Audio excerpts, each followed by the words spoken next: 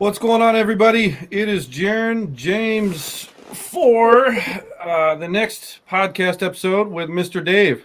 Sorry, I'm a little rusty. I ended up having my wedding last week, so we didn't have the podcast, so I'm a little rusty. But we are here this evening with Mr. Dave from Goldbay.com. So what's going on, everybody? What's going on, Dave? How we doing this evening? Hey, I'm just, like obviously I've known about you guys, but we've never really spoken. And then, getting to know you guys the first 30 minutes before this podcast, I'm like, these are my people, man. So I'm at the right place. Hell yeah, brother. Well, it's good to have you on the podcast this evening. I won't tell them about your tattoo. Mine might come up though. Oh, I'm sure James will bring it up in this podcast at some freaking point. I don't doubt it one bit. Well, that's my job. I'm going to call a guy out on this podcast too. Hey, welcome everybody to another Prospecting Buddy Digging Deeper podcast. We got Dave. This is James. Jared over there. We're ready to get back into it after a week off. Yes. Right, yes, indeed. So, as we always start off the podcast, Mr. Dave, welcome to the podcast. We have one basic and most common question, but everybody's itching to obviously know about. What the hell got you started into gold, brother? Well, it's pretty simple. I remember this day vividly because it's a day that changed my life. And I was 11 years old, and my dad said, "Get in the car." And I'm like, "Where are we going?" And he said, "You'll see." And so hopped in the car with my dad. It was a 1965 four-door Comet. It looked like a cow because it was white, but mostly rust. We didn't have a lot of money growing up. And I remember hopping in the car with him, and we're driving through town, and I didn't know where we were going. And I'm like, "Where are we going?" And he goes, "You'll see." And then we go through the town of Grand Forks in British Columbia where I lived. And we went up Spencer Hill into the top of the hill. And then we start going off road in this car. And I'm thinking to myself, Dad's nuts. But I was hanging out with my dad, so it didn't really matter. That was just fun. Yep. Yeah. And so we're going down this bouncy road, and we come around this corner, and there's an old Russian village from way back in the late 1800s, early 1900s. We go past that, and we come to the end of this road, and I see 3 pickup trucks, and they got all kinds of equipment in the back of them. And I didn't know what that was. And we pulled up beside these trucks, and I'm like, I'm curious. I'd never been here before. And we get out of the car, and Dad opens the trunk, and he hands me a rusty gold pan. and then I knew. And I had never been gold panning before. And so we walk up the creek, because this creek you had to walk in only. There was no road where we went. And we walked up the hill and walked into where these 3 old timers were working. It was Al. Al was the one guy that I remember. Rudy was another one. Al and Rudy were the 2 guys I remember. Like, I'm 11, like 47 years ago. And I was just blown away. I'm a kid, right? And I'm looking at this hillside, and they had cleaned this hillside off. And you know that they did it all by hand, because there's no way in. It's all shovels, and they had high bankers up on the wooden high bankers up on the hill, and they had pumps, and they had fill in their header boxes and stuff. So my dad introduced me to them, and then we went down a little further from away where they were working, because this was just open ground. You couldn't claim it. Right. And we got down on our hands and knees, and he showed me this layer of pea gravel right above the slate bedrock, and he said, "This is where the gold is." And I remember there was kind of some spring runoff still. Like, I remember some snow melting, and it was kind of cold, but like, I scooped all this dirt out that Dad showed me, right? I put it in my gold pan. We went down to the creek. It's called May Creek up in Canada. And he said to me, he says, "Well, if you're going to find gold, you got to get wet." So he sat down on a rock, and he put his feet in the creek. And it was like, so I did the same thing right next to him, and Dad was real patient with me. Like, he just kind of showed me the basics just in his own pan, because he had a pan full as well. Right. And then he let me basically get all the way down to where he got. I panned out this first pan of gold, but when it got right to the very bottom, I was a little scared. I didn't want to lose anything. I was scared I was going to lose something, because I have never done this before. Right. And so I handed him the pan, and he put a little water in it. He went like this, and he went, "Wow." And there were 5 nuggets in there the size of match heads. And for an 11-year-old, holy shit. And for the size of a kid, or for a kid, 11 years old, never seen it before, in a gold pan, 5 match head size nuggets was like baseballs, and that was it. It changed my life. Wow. Yeah. And that was it. In that moment, like the first time you experience, because you do experience finding gold, my life was written, and here I am right today. No, and that's crazy. You said you were 11 years old, right? And Yeah. we've all obviously been 11 years old, and everybody has different paths that they choose in life, but something like that, your dad bringing you up to this crazy, godforsaken freaking place out in the middle of nowhere, and has you panning dirt of all things, as young boys, we all like to play in the dirt as it is, Yeah. but you being able to find those match head size nuggets in there, those little pickers, as an 11-year-old boy, that would change your life completely. That would, it totally did. Yeah. Yeah. And so my summers consisted then, when I got to the age where I could drive, 16 years old, I had a truck, and everyone was going out to Christina Lake, big lake where people would go boating and water skiing and stuff. And no, man, I was up on the hill digging. That's just where that was me. And I was by myself. I'd have my dogs with me a lot of times. And, Right. I 8 or 9 years ago, I was in a reality TV show on National Geographic. And I remember driving to one of my episodes that we were going to shoot. And I called my dad and I said, I got a question for you. I said, what had you take me prospecting that day? Because he remembers the day too. And he said, I said, was I talking about it? Was I interested in it? Like, what had you take me? And he said, no. He says, I was just trying to be a good dad and do as many things as we could and see what stuck. And I'm like, man, it stuck. Wow. So that's crazy. Something like that, because, especially even back then, you got to think, there were so many multiple different types of things that a dad would bring their son to do: baseball games, football games, camping, hiking, boating, fishing, and of all things, the one thing that stuck for you was gold mining, gold panning, prospecting. That's crazy. Dad was into treasure hunting, bottle digging and fishing, but the thing that stuck for me was the gold, of course. My brother really got into the bottle digging part of things and found some really cool bottles, but yeah, I admit it. Gold fever. That in that moment, 47 years ago. Right.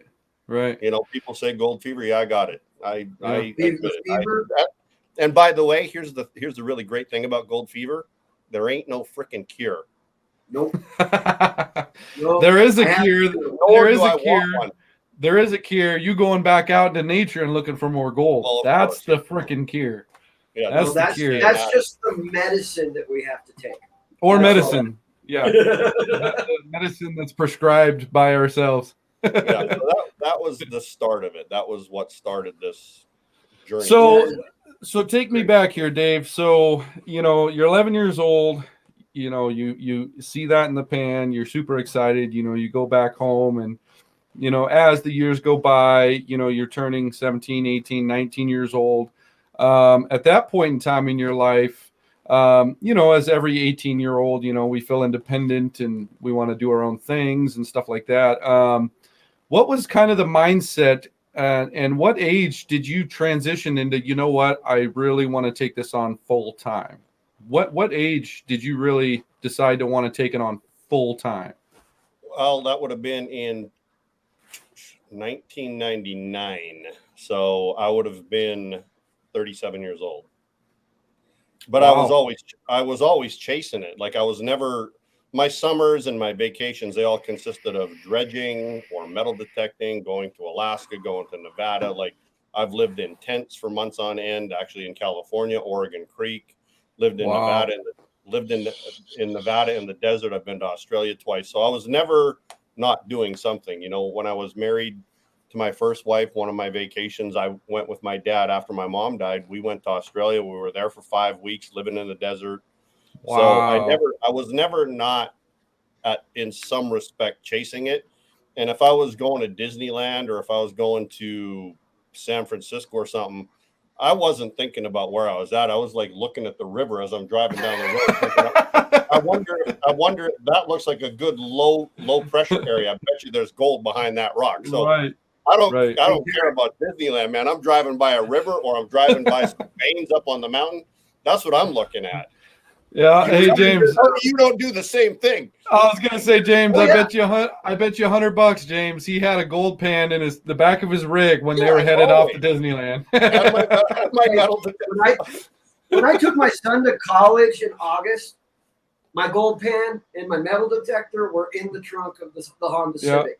I knew where I was going down I-90. Yep. I knew I was going through Powell County and the best gold districts of Montana. And my wife gave me that look. It was like, that look. It was like, shit, I'm going to have to daydream all day. Yeah. Damn it. Yeah, I'll tell you how twisted this is. And I've got some friends that might be watching this podcast now. They can tell you about this. I was going to a Ginger, like I'm a total metalhead, right? So I was going to a band Ginger in Seattle behind Boeing Field, probably 7 years ago, 6 years ago, maybe. We pulled up at Boeing Field because we're going to this place called Club 7 in Seattle, big music district. We were drinking and stuff, and I hopped out of the truck and I looked down, and face down in a mud puddle was a gold pan with the price tag still on it. I picked it up and I'm like, check this out. And I actually have pictures. I have pictures on my Facebook page. I'm in the middle of the city where there should be no gold pans anywhere near here. And I got a picture on my Facebook of me holding this thing. It's like, who's going to find a gold pan, right? Dave is.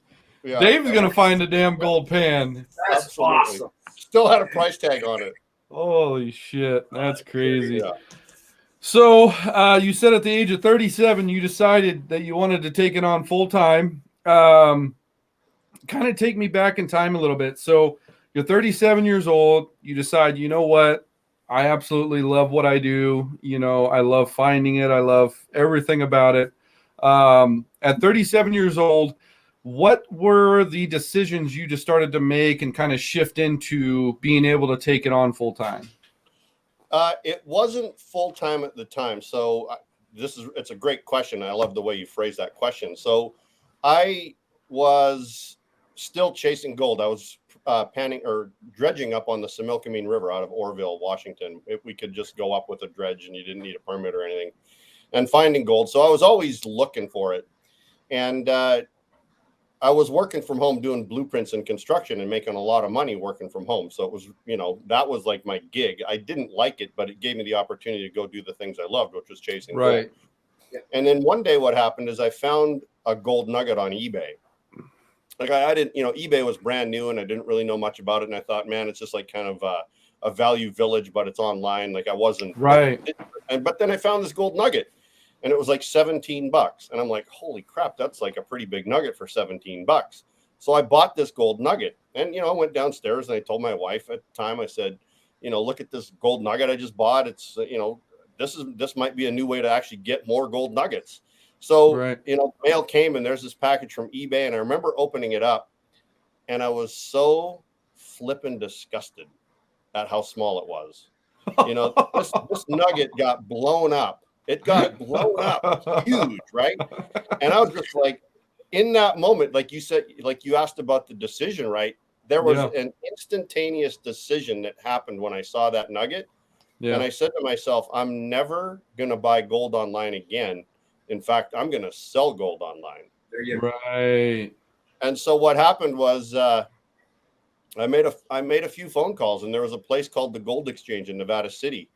And when I was living in a tent in Oregon, or, we were living in a tent on Oregon Creek, we would come in every 2 weeks or so to sell gold, and we would go to the Gold Exchange. So I had their phone number, and I called them up and I said, hey, I'm looking for some raw nuggets. And they said, well, we just melt everything down, but there is a guy, his name is Van the Gold Man. Here's his phone number. Give him a call. Yeah. So I called this Van guy and I said, I want to start selling gold. And I said, Clint over at the Gold Exchange told me about you. And because I name dropped, he said, well, I'm on my way to Seattle. A friend of mine's dying. Van was already pretty old. And he goes, why don't you just throw $1,000 check in the mail? Because I said I wanted about $1,000 worth. That was in 1999. Gold was $250 an ounce. I remember that. Right. And I remember those days. He said, I'll throw a package in the mail for you today. Just throw a check in the mail for me today. And so on trust, we did this. Mm-hmm. And 3 days later, I got 4 ounces of number 4 gold nuggets. And they were from a mining company called Dominican Mining Company out of the Yukon. Bright, brilliant gold. And that was it. I started selling. Wow. I started on eBay. That was Do my it better. Yeah. Do it better. Yeah. Nice. So let's see here. So you decided, okay, well, you know what? I'm not going to get gypped again. I'm going to do my own thing here and be fair and agreeable. And so you decided to start selling on eBay. Yeah. Once you realized that it was profitable and it was helping you get into what you wanted to get into, which was further, gold mining and prospecting and whatnot. When did you decide that you wanted to start your own website and kind of branch off of eBay? Did you get to a point where you're like, okay, eBay is kind of messing with me a little bit. You know what? I'm just going to do my own thing. Or, how did that transition happen where you went from eBay to, hey, I'm doing my own thing? That's another really great question. You would think that we scripted this beforehand, but we didn't. No, this is all by the seat of our pants, folks. Yeah. And so what happened was I started seeing some big gold nuggets on eBay, and they were going for spot price plus about 5%. And I thought, there's no way how are they doing this? And there were tens of thousands of grams of them on there. So I bought 2 of them. Right. And they got delivered to me. And the minute I got them and I put them in my hand, they made this kind of a sound of coins. You know how there's kind of a tinkling sound from coins? Like a silver quarter compared to a yeah. And then I started looking at these gold nuggets under a microscope, and I realized, holy crap, they're man-made. And so, shit. Yeah, they were man-made. And it was a guy out of Bellingham, Washington that was doing it. So wrong. Yeah. And so I was the guy that discovered the man-made gold nuggets being sold on eBay. Wow. And so I got a hold of eBay and I said, these nuggets are not real. They're being misrepresented. And they were made out of real gold, but they didn't have the nugget value. They were 78% pure. I had them tested. Yeah. So they didn't have the 5% over spot premium. They should have just been melt value because they're not a genuine nugget. And eBay said, well, because we're not actually part of the transaction, there's nothing we can do about it. If any buyer has a complaint, they can file a complaint. I said, great. I said, can I use these emails? Because I'm starting a new website. And they said, yeah, you're responsible for whatever you publish. So my first website was motherlodegold.com. That was the first domain name that I came up with. Now, one of the guys that helped me out, this is 1998, 1999. He's one of my friends on Facebook, so he'll probably watch this podcast, but his name is Seamus, just a really great web developer. And they started helping me, do a website because I didn't know how to do that. And it was back in the day, you had to, write the code. It was all HTML. Oh, the HTML. Yep. Yeah, it was all the old school stuff, like all custom programming, right? Yeah. And I remember Max said to me, he said, wouldn't that be cool if the name Goldbay was available? I thought, yeah, that would be kind of cool, wouldn't it? So I did a search for the name Goldbay. Well, somebody registered it 3 days before that. 3 days. Oh, and I'm like, crap. And I just thought it was a good name. So I thought, well, the guy's only owned it 3 days. Let me make an offer to him because I wanted Goldbay. And so I offered the guy $1,500 for the domain name in 1999, and he accepted it right away. So Motherlode Gold, which I still own, but there's nothing on it, turned into Goldbay, and it's been Goldbay ever since. Wow, that is absolutely insane. 3 days beforehand, you were name stricken on wanting that damn name, and so you actually reached out to the guy and said, "Hey, I'll give you some money for the domain name." And at the time, $1,500, that was a lot of money. In 1999 for a domain name it was, and he only owned it 3 days. So like the guy made a killing. It was like $4 to register. Yeah. Think about it this way. Me and James, we go through the same kind of thing, and we're thinking, oh, you know what? Good website name, Goldbay. And we buy the domain for like $10, and we're sitting on it for 3 days, and we're like, and then here comes Dave. Getting a hold of us. Hey, I'll give you $1,500. Damn right, I'll take that $1,500. It's yours. It is sold. I have a quick question. Dave brought up a really good point just now. Can you explain to our viewers the difference between that 5% over spot value versus melt? The value of a melt gold. That would be a great so people don't. Let me kind of I'm going to do a bit of a statistic and then add to that. So statistically, the theory is that only 5% of all the gold on the planet has actually been mined. And that's from the beginning of time, before the Egyptians, all the way through the Incas, the whole works. Only 5% of all the gold on the planet has been mined. A massive amount of the gold on the planet is actually dissolved in the oceans, in the seawater, but it's too expensive to feasibly extract it. So it's gonna remain in the oceans. Then you got to understand that most of our planet's covered by water, so there's huge amounts of gold under the ocean that it's not feasible to go get it. It's too expensive. So now out of the 5% of all the gold that's been mined on the planet, only 5% of the 5% is visible to the naked eye. Right.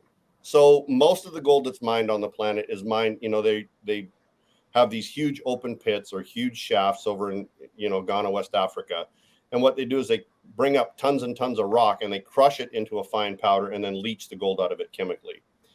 So out of the 5% that's been found, 5% is visible to the naked eye, and that goes from gold dust all the way up to, bigger nuggets. 4-ounce nuggets. And so there is there's a rarity factor. There's a rarity factor to it. So, the natural, like if you think about, people say, well, what do people do with the gold when they get it from you? Do they melt it down and make jewelry out of it? And that's absolutely the wrong thing to do. There's already gold that's been mined that you couldn't see with your naked eye. That's what jewelry is made out of. When you get the gold in its raw form, it's rare, it's collectible. This is an ounce, 1.4 ounces. Jesus. And it stays as what it is. It'll never get melted down. It's a rarity. It's a collectible. So people collect baseball cards and Barbie dolls and quartz crystals and amethyst and tourmaline. If I remember right, Shannon collects Barbie dolls, but we'll just leave that for another podcast. I thought it was Barbie dolls. Dig. Barbie dolls and something else, Shannon. What's going on with that, buddy? That's right. He'll get one of us for that, but not me, because he needs me. So, and what kind of a name is Shannon? What kind of name is Shannon for a man anyway? That's what I got. Oh, Shannon, man. Mrs. Shannon? No, Mr. Shannon. That's right. I think my phone's gonna blow up right now. Jaron, just send him an invite. We must just pull him in now. Oh no, I shouldn't. Oh geez. So, anyways, to answer your question, the nuggets will go for more than spot price because of the rarity of them. In fact, there is, this is a kind of a well-known fact, but a 1-ounce gold nugget is more rare in nature than a 5-carat diamond. Wow. Yeah. Now you guys got to think about that. A 5-carat diamond. So, 1 carat. So for instance, I went and opened my wallet and spent way more than I should have for a customized wedding ring. She deserves it. Babe, I love you. If you end up watching this, I love you. Anyway. If she doesn't watch it. If she doesn't watch it, 1 carat's roughly right around or a little over $1,000 per carat. So it's not cheap. So you figure 5 carats, do the math, Yeah, no, a 5-carat diamond's $100,000 for a good one. Yeah. For a good one, and that's a VV. Yeah, that's going to be VVS or better, a D color, good cut, round brilliant. I owned a couple of pawn shops, so I'm fairly familiar with diamonds. So right, yeah. So it's pretty crazy that a specimen like that would cost more, but like Dave said, I mean, it's more into the collectible range than it is the commodity itself. So yeah, as a natural specimen, it's a rarity. I got this one today from Idaho. It's 50 grams. That's a rare nugget. That's rarer than a 5-carat diamond. Let me just whip out mine to make myself feel better. Yeah, my little. Oh my God, looks like a heart. My little guy here. That's my pride and joy. My little heart. Dave's nugget covers the whole screen. I think he has this beat. It covers his whole face.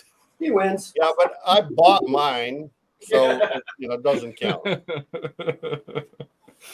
Oh man. All right, let's see here. So the next question that I wanted to ask here, that I'm sure a lot of the guys watching would like to know, how does gold crystallize? And is crystallized gold just found anywhere, or is there specific I guess you could say temperatures or specific geographical locations where crystallized gold would be found? Yeah.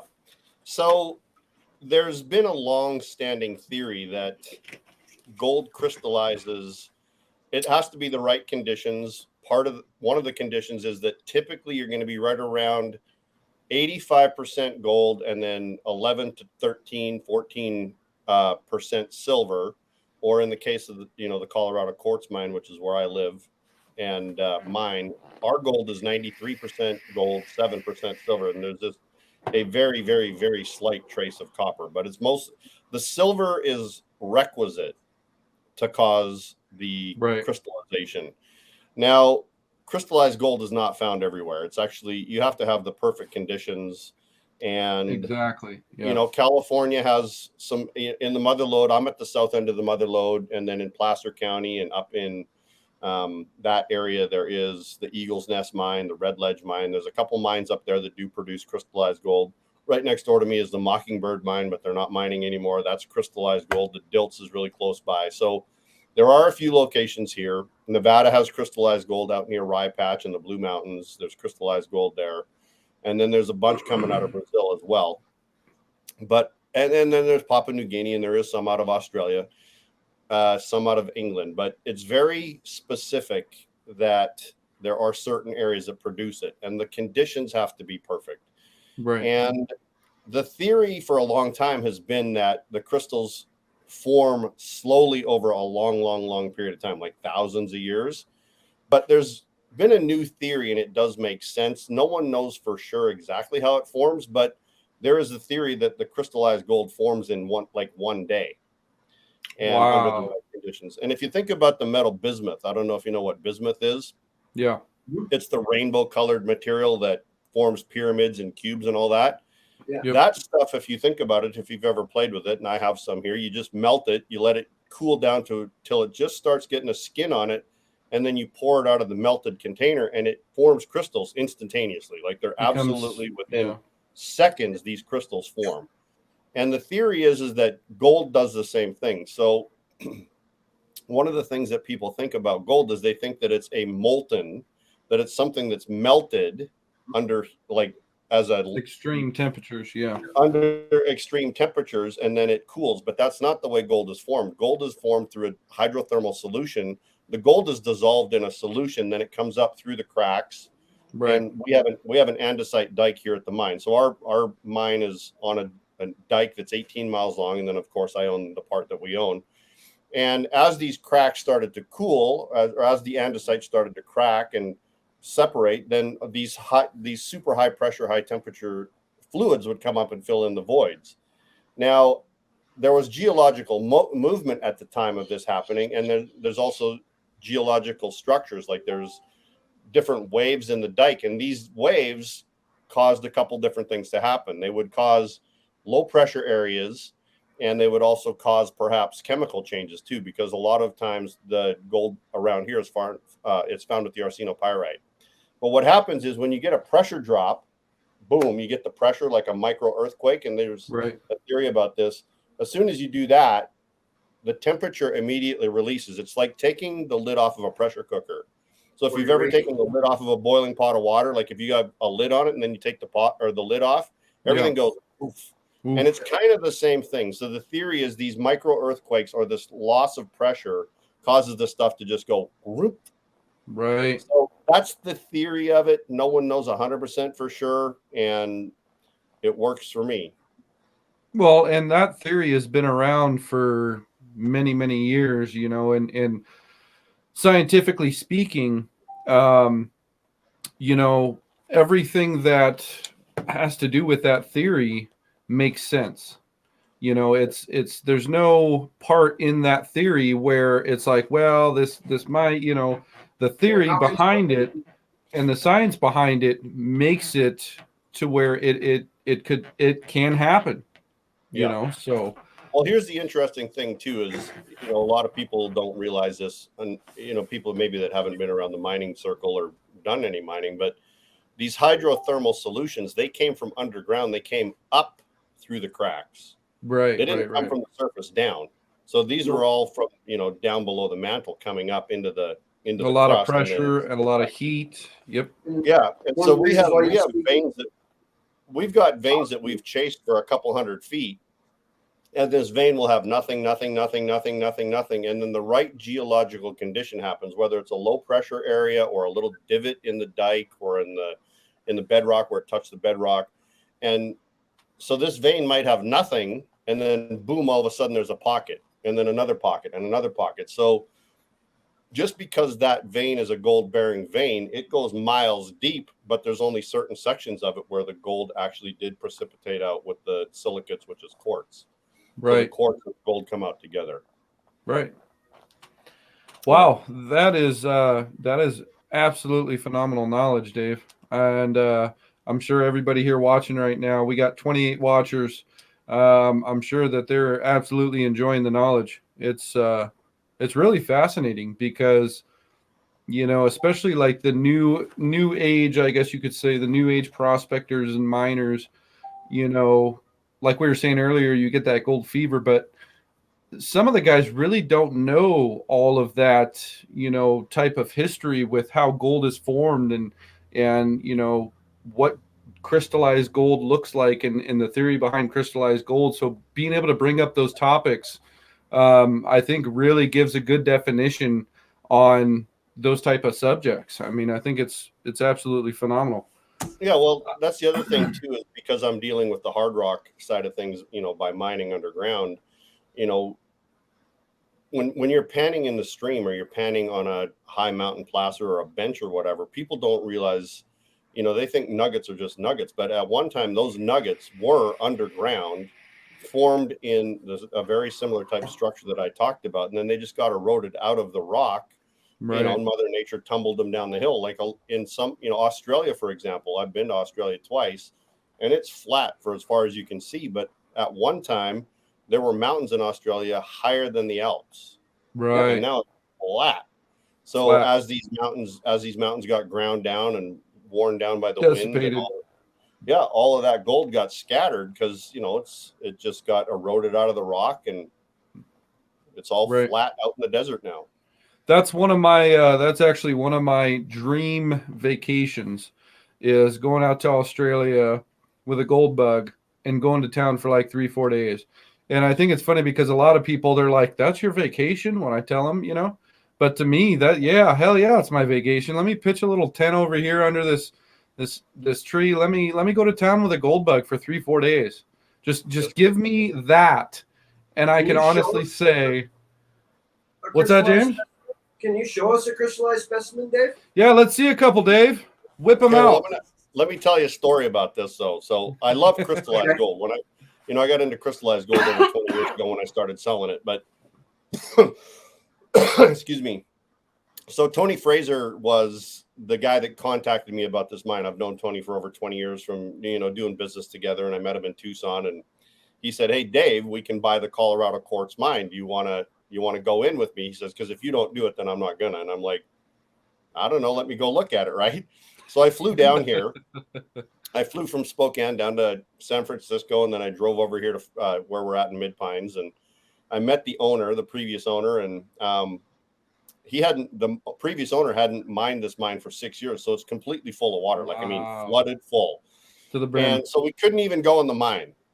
And the house is here, and the infrastructure is here, the backhoe's here, and all the equipment's here. It's kind of ready to go, but it's like couldn't go in the mine to even look at it, what kind of condition it's in, nothing. Right. And he showed me a few pieces of gold, and I'm like, okay, this, I knew the history of the mine because of the notoriety or the fame of this mine. Yeah, the history. And so he showed me some small pieces, and then he showed me some pictures of some bigger pieces, and so we chatted. It was weird. The FBI guy was here that day too, doing the magazine inspection for the dynamite, and I asked him. I said, "Well, I'm from Canada." I said, "Can I be the one that has the explosives permit?" And he goes, "Oh yeah, no problem. Just got a FBI background check." So I knew I could get the explosives permit being from Canada. That wasn't a problem. And so anyways, we kind of came up with a number. Like he wanted a little more than we wanted to offer. We offered him a price, and 2 or 3 days later, we came up with an agreement. And so September of 2017 is when I moved here. And what I did is I basically left Spokane. I gave my pawn shops to my employees. I said, here, you guys run these things. I'm going to do this. And I got down here, and Lance, the guy that we bought the mine from, he came down to kind of show us the rope, and we started pumping the mine out and got it pumped out within 4 or 5 days of being here. And while Lance was here, we've got all mine lab metal detectors. Back in the day, they were just using gold bugs. That's all they were pretty much using. And they did have an SDC or an SD 2100, but that was an okay machine. They had big beat up coils and stuff. So we got out the SDC 2300, which is one of my favorite metal detectors, and we started going over some of the old workings that they had left. They had abandoned these workings, and Tony was actually underground with the 2300, and he got a signal. And so he came up, and we got the signal, and he had to get some digging tools and stuff. Anyways, while Lance was here, the previous owner, this is the piece of gold that Tony discovered. Jeez Louise. And we call this the mini dragon. I'm going to try and move my head out of the way. That does look like bend it. Yeah, down right there. Look at that. Holy shit. So that's crystallized. This is crystallized gold, and there's been nothing done to this gold. This is all natural. This is how bright it is. Absolutely. Look at the sparkle on that. So gorgeous, man. That is absolutely gorgeous. And so Lance was like, well, I'm happy. We hadn't dug this piece out by the time Lance left, and he's like, well, I'm happy for you, but I don't want to be too happy for you, because he's like, man, I might have sold the mine too cheap, right? And he kind of well, you signed the paperwork already at that point, didn't you? It was a handshake. Oh, there we go. Okay. But it was a good old fashioned handshake and agreement, gentleman's agreement, and now we own the mine outright. It's been paid in full. We paid it all off. So Tony and I own it outright. But so we found that piece 5 weeks basically after I moved here is when we found that. And then, as famous as this gold mine is, gold fever, as well known as this gold mine is for gold, guess how long it was before I found another piece of gold? I want to say, hold on, I want to say at least 2 years. Pretty close. 2.5, 3. No, it was 17 months. Oh, wow. Wow. And we were digging on the surface with an excavator. We were working underground, and, I don't want to discourage anyone. However, if you don't have it in your blood, it takes something. Because, running an underground gold mine, shit, my power bill is $2,500 a month just to keep the mine pumped out, just to run the pumps. That's more than my rent payment. Damn it! What's your entire overmonth cost to run? Overhead. Got it down. It's less than 20 grand a month. So we've got it down a little bit. But so you want to be a hard rock miner, folks? Listen to Dave. So you want to be a hard rock miner? No, I'm just kidding. Yeah, and there's nothing else I would do with my life. Like, this is it. This is the life. And then so after 17 months, it was funny. Tony was here again for this because he comes over from Australia a couple times a year. And we started digging on the south side of the mine shaft on the surface with the excavator. There was an old tailings pile there, and a friend of his was running the excavator and clearing it out and stuff. And we decided to trench, and so we started trenching on the south side on the surface. And so nothing for 17 months. Like, there was a couple of small pieces, but really nothing to write home about. Right. And so then finally, after 17 months, bills are piling up.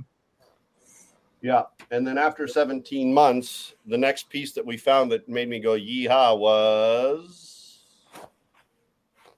Holy shit. Oh. Holy shit. Yeah. I'm gonna have dreams or nightmares or whatever you want to call them. James, we're going back to the creek tomorrow. No. So this one's called I'll see you there. This one's called the Sea Monkey, and it's very 4-dimensional. Wow. That is so amazing. Absolutely phenomenal. Absolutely phenomenal. And the luster and the brightness on them is what has us really after this stuff. Look at the sheen on it. Put a monetary value shit on that piece, what would it be? Wow. I already know the monetary value. I have it for sale. It's $275,000. There you go, folks. Worth every freaking dime, nickel, quarter, and dollar. Holy shit. Yeah. Yeah. Absolutely gorgeous piece there. That would be on Wow. my mantle with some crazy Louvre type freaking security system around it. Yeah, I was gonna say, yeah, it'd have bulletproof glass about this thick. Well, Lasers, I knew I was whole going to be 9 on the yards, man. I knew I was going to be on the show today, so I went to town and I got it out of the safety deposit box. It's usually at a safety deposit box in town, but That's awesome. I wanted to have That's something awesome. to show the guys Thank you. tonight. So I went. And Thank got you it. very much for doing that. Yeah. That's awesome. Yeah, I was gonna say out of the comments we've gotten so far, I think everybody is absolutely floored. That's for damn sure. I see. I would shit I my haven't pants. even showed you a big one yet. Well, now that we're talking about comments here, we got some good questions here that actually popped up that I'm sure a lot of the PB family would love to ask. So we're gonna start with Sergio. He says, so what is the ROI on pay dirt bags? Mr. Dave, if you want to reiterate. Sure. So and it's interesting that comes up, and I kind of had this revelation about my business. I started selling pay dirt in 1999, so I've been doing this for a long time. And one of the things that I have is I have a money back guarantee, 100% money back guarantee for any reason. If you're not happy, you're not happy, and it's not a problem. I'll send you a label. You send me the gold back, you get a refund. In fact, I did a refund about 2 weeks ago, and that was like my 6th one in 20 years. All that time. Holy shit. Wow. Yeah, That's awesome. And what I do is I make sure that customers are happy. Like, I just do that. So my ROI, Sergio, I kind of got into the ROI game when everyone else started doing it. And then I realized they're only doing that because they're trying to compete with me. Yep. That's and then I said, and it was just a pain in the butt. And I was like, man, I don't want to compete with guys that are competing with me. So I only have one bag now that I offer, which is less than spot. I do have a 3 gram bag that's less than spot price. So if, on 3 grams, if the price of 3 grams of gold is $175, my bag's like $172.95 plus shipping. Right. So I have a bag that's 100% ROI minus the shipping. And if you want to nitpick about it, okay, great. Go ahead. Right. But if you have a good product, yeah, most of my bags are a little bit over spot. To worry about you should right now my 1 gram. Yeah, right now my 3 gram bag is like $184.95 or whatever. But you're getting. Hang on, let me just show you some of the gold. He's gonna pull out some goodies. Like you're getting. Let's see if I can do this without spilling it all over my. You're getting like 0.5 gram and 1 gram nuggets. Oh yeah, people want to back in my floor. So he's gonna be. Hey, I'll come and vacuum your floor for free, Dave. Your 3 gram bags are gonna have bigger, chunkier nuggets in them, and then I have. Right. And you can add as much gold as you want to the 3 gram bag. And if you add 2 grams of gold, I try and make it like 1 nugget. So you're getting like a 2 gram nugget. Big the ROI goes down on that. It goes down to like maybe 85% or 83%, but you're getting bigger gold, which has a premium on it. So right. If you take that into consideration, it's about the same. I have 10 gram. I have a 10 gram bag. I have a 15 gram bag. I have a 1 ounce bucket that, last year I sold a $17,000 bucket to a guy. Holy shit. Holy 11 ounces of gold in it. The biggest nugget was 40 grams in that bucket. Wow. Yeah. He bought 2 of them, by the way. Holy shit. So, the ROI question. So I want to go back to the ROI thing. Yeah. I stopped playing that game. That's just not that's not the field I want to play in. If you want high ROI stuff and you want fly spec type gold, there are some vendors out there. You guys all know who they are. They're, they deliver their products and stuff, but I just stopped playing that game of competing with guys that were competing with me. I'm known for what I produce or what I provide, and that's what I'm selling. So, and that's the thing.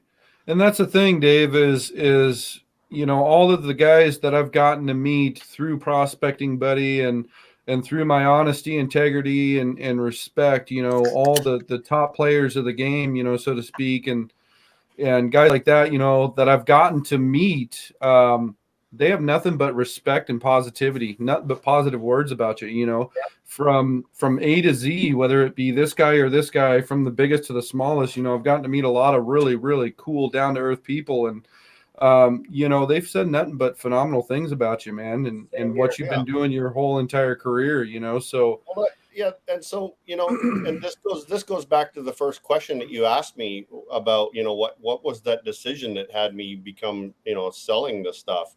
Right. Is simultaneously when I said to myself, I'm never going to buy online again, I'm going to become a seller, I also said to myself simultaneously, I want to do this for the rest of my life. Right. And so at the same time, what happened was that means I got to treat people fairly and make sure they're not getting screwed. Right. And, I'm 23 years later, here I am. And there's a lot of businesses that were around in 1999 and 2000. There were Janet's Gold Nuggets and there was a couple of bigger players. There was a couple of big players back in those days. Anymore. Correct. They're just not around. Right. So here, and because I want to do this forever, I got to make sure that people are happy. And I stand behind that guarantee. If you're not happy, just let me know. I'll make it right. If there's a shortage, I'll make it right. I'll give you a refund or send you out another bag. And I screw up. Shit, I do. Some days I'm doing 100 bags a day. Jesus. So it's like, I'm going through a lot of stuff, and I do make mistakes, but I make it right or give you a refund. Crap, even if the post office screws up, I make it right. Right. Well, and that's the thing too, is, there's a lot of folks that are disabled that actually can't, go out and pan themselves, or don't have any family that brings them out. And, I think, at least with this podcast, I'd love to spread Goldbay as much as I possibly can, even though it's already as big as it is, because I see a lot of people jumping on like Amazon and shitty websites and, leaving shitty negative reviews and saying, oh, this, and then it ruins it for them. I got a surprise for you. You didn't know I did this. Oh shit. Here we go. You know what I did half an hour before the show started? What'd you do? I created a landing page specifically for this show. So people can sign up. There you go, Malcolm. They'll get a 5% discount. That's awesome. And they'll get into my mailing list, and then they can. So it's goldbay.com. Right on, Dave. And /buddies, BUDDIES. We already have people as far away as Australia asking how to get one of your bags. Yes, we do. Section. So that is just great. People just want to go to goldbay.com /BUDDIES. Just stick your name in there and your email address. My autoresponder will send you an email in about 2 minutes. You'll get an email with a coupon code, and then you can use that for 5% discount on your order. There you go, guys. Here, this is what we'll do. And you guys didn't know I did that. No, there. That is super awesome. And we also have it going across the bottom right now, so people can just look at it, click on it. Right there. Yep. But anyways, no, so I wanted to get back to what I was saying, with folks that are disabled and whatnot, I do see a lot of those reviews, and it bugs the crap out of me, because as a prospector myself, I'm fortunate enough to be able to go and take these trips to, Montana and Idaho and up north, to the Canadian border. And there's a lot of people that can't go and do that. And so they get stuck with these shitty websites that sell, I don't want to name any names because I know it'll start a whole nother ball of wax, but they go and buy this pay dirt, and they're all excited for it, and it shows up, and then they're sold short, so to speak. Yeah.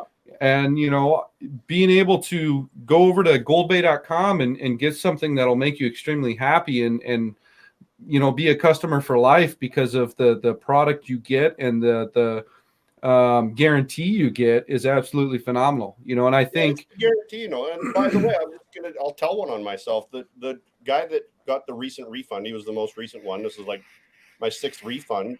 It was like a $2,500 or $2,900 bucket, and he just wasn't happy. And I'm like, not a problem, man. Like, I didn't make excuses. I didn't if you're not happy, I don't get to say that you should be happy, and I don't question it. So I sent him a label. I got the gold in the mail. I opened the mail, and I sent him an e-check from the post office parking lot. That's Like, awesome. it's just, That's awesome. there's no reason that people need to get screwed in this industry. And look, I don't need to make $1 million off of a customer to keep doing, like I'm doing 100 bags a day, right? So Right. Well, and the thing is too is, you're doing it for profit because it is a business, but at the same time, you're a miner yourself.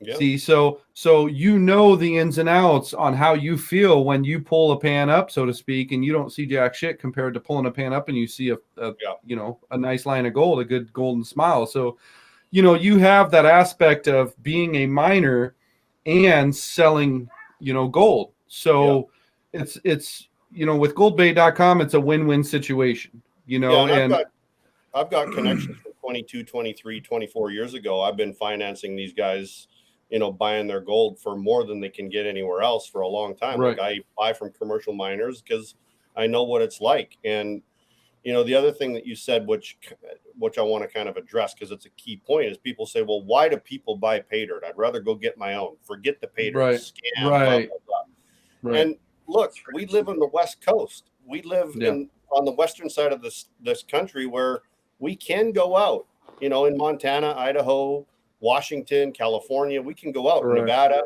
But how about the guys that have gold fever that live in like Kentucky? Yeah. Or Right. Missouri, right? In Missouri or New York, or they just can't, like, they watch Gold Rush too. Yep.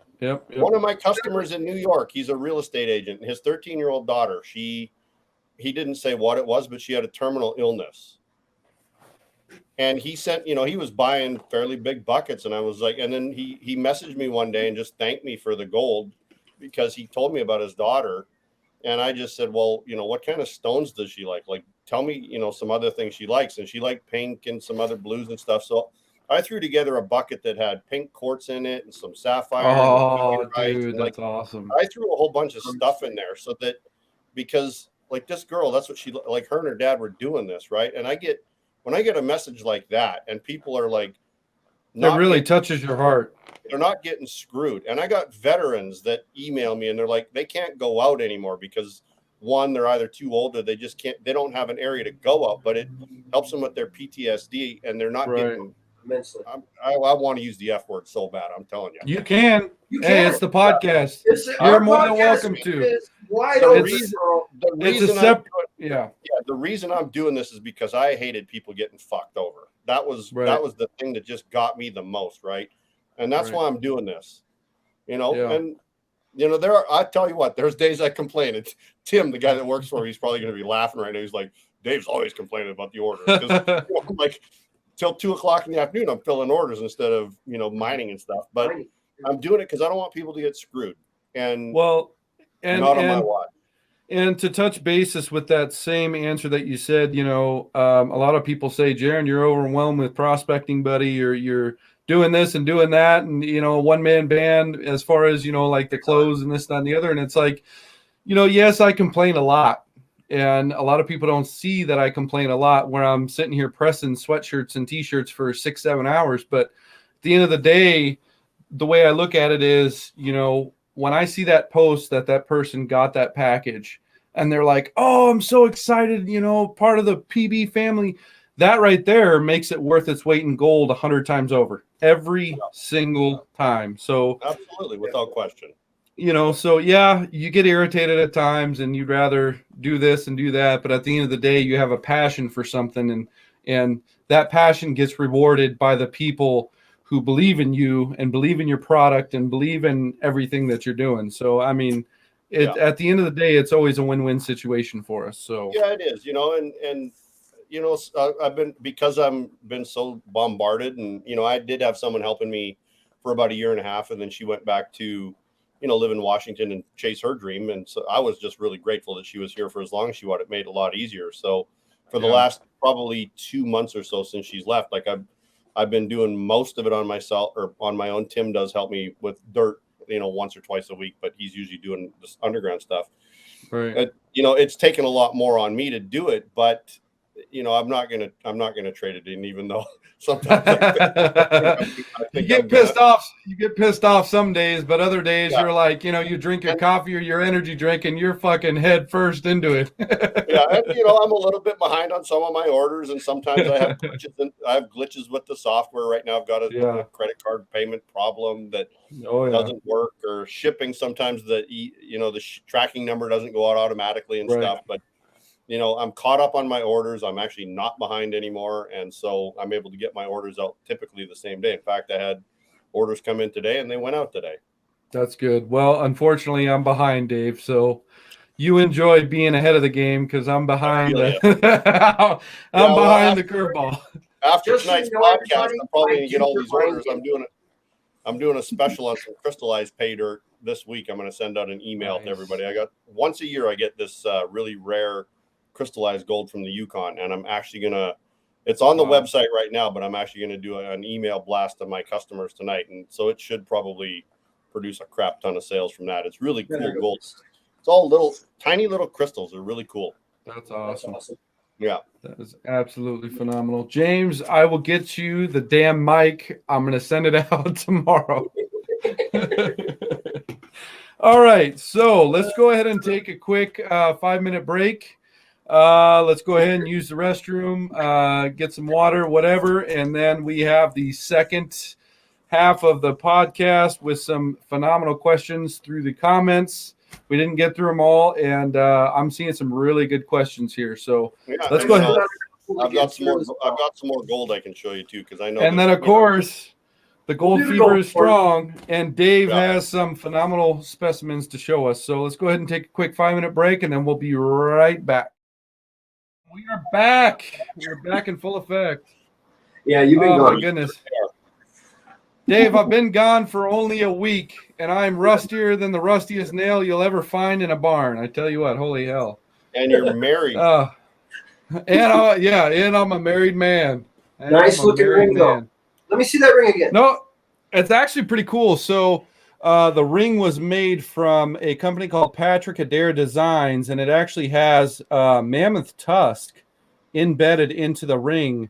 And then it has also some type of crazy filler where it glows 24/7. I think the reason why she got it to glow 24/7 is to keep tabs on me. So if I'm in the living room, she sees my ring. Babe, yep, right here. We had a house cleaner a long time ago, me and my wife, about 5 years back, and our rings were jacked. And we don't have our wedding rings anymore. It's really weird. We don't talk about it. It doesn't bother us. It's a strange thing, but if you've ever had James, your gold jacket, it sucks. You got to take some of that and make yourself a ring, brother. I know, bro. You would think we pre-planned this conversation. This is really funny because I jacked up a guy's order 2 weeks ago, and he called me and he's like, dude, he says, I'm taking the gold and I'm melting it down and making rings out of it. And I'm like, man, why are you doing that? Right. And then we started talking, and we have a lot in common. Now, I'm not going to mention his name on here, but we're going to have something real soon.